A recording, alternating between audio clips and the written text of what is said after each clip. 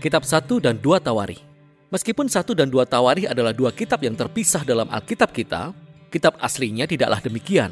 Karena terlalu panjang, kitab ini dibagi menjadi dua.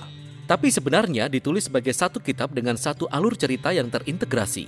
Nah, di dalam Alkitab kita, kitab Tawarikh urutannya terletak setelah kitab Samuel dan Raja-Raja.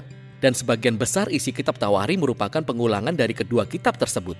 Oleh karena itu, kebanyakan para pembaca modern ketika mereka sampai pada kitab Tawarikh, mereka akan berpikir, "Tunggu, aku sudah membaca semua ini." Lalu mereka melewatinya. Dan itu sangat disayangkan, karena kitab ini sangat unik dan penting dalam Alkitab. Dalam urut-urutan Alkitab Yahudi kuno, kitab Tawarikh berada di urutan paling akhir, karena kitab ini merangkum keseluruhan kitab suci orang Yahudi. Kata pertama dalam kitab ini adalah Adam, tokoh pertama di awal kisah. Lalu paragraf terakhir mengumumkan kembalinya bangsa Israel dari pengasingan. Nah, kita tidak tahu siapa penulis kitab ini, tapi kita bisa mengenalinya melalui detail-detail di dalamnya.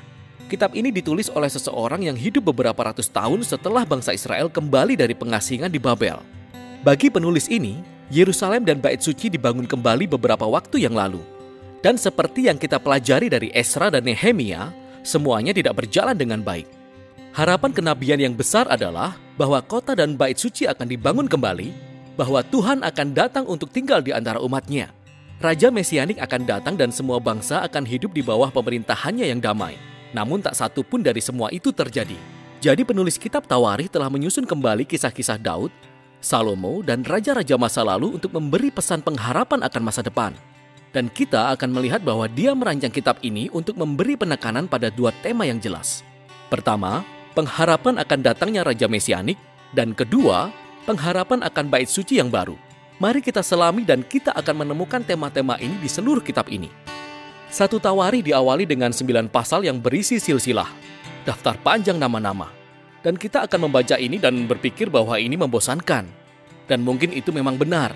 Namun sebenarnya ini amat sangat penting.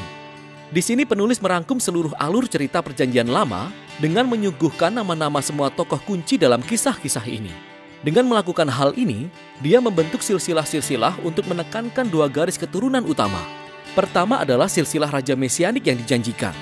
Begitu banyak tempat yang didedikasikan untuk menelusuri silsilah Yehuda sampai kepada Raja Daud, yang kepadanya janji Mesianik diberikan. Dan kemudian dari Daud penulis menelusuri silsilah itu sampai ke zamannya sendiri. Silsilah keluarga lainnya yang mendapat banyak perhatian di sini adalah imam-imam, keturunan Harun, yang tentu saja melayani di Bait Suci.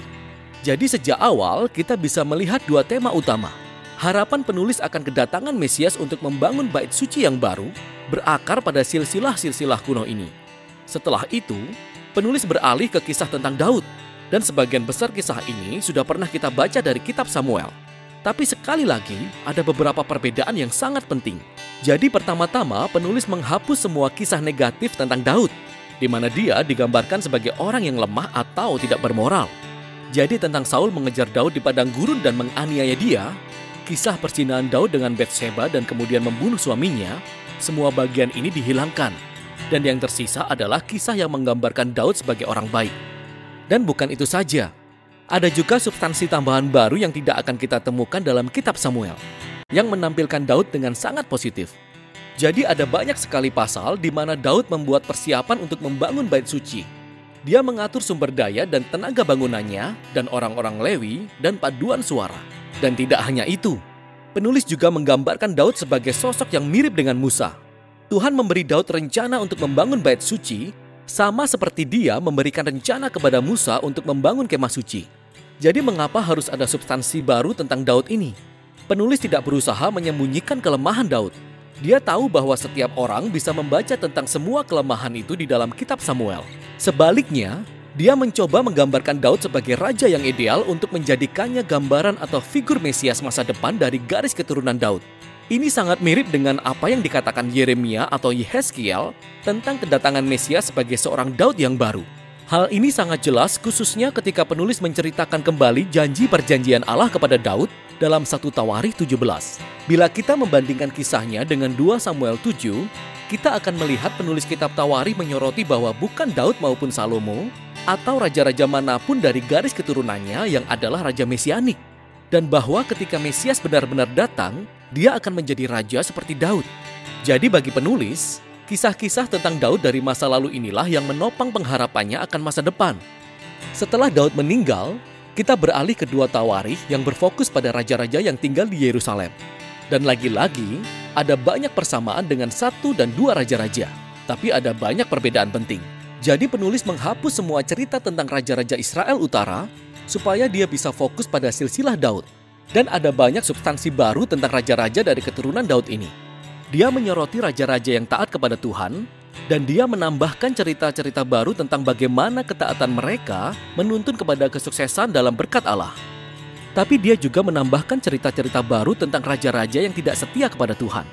Mereka tidak menaati hukum Taurat, mereka membawa Israel kepada penyembahan berhala.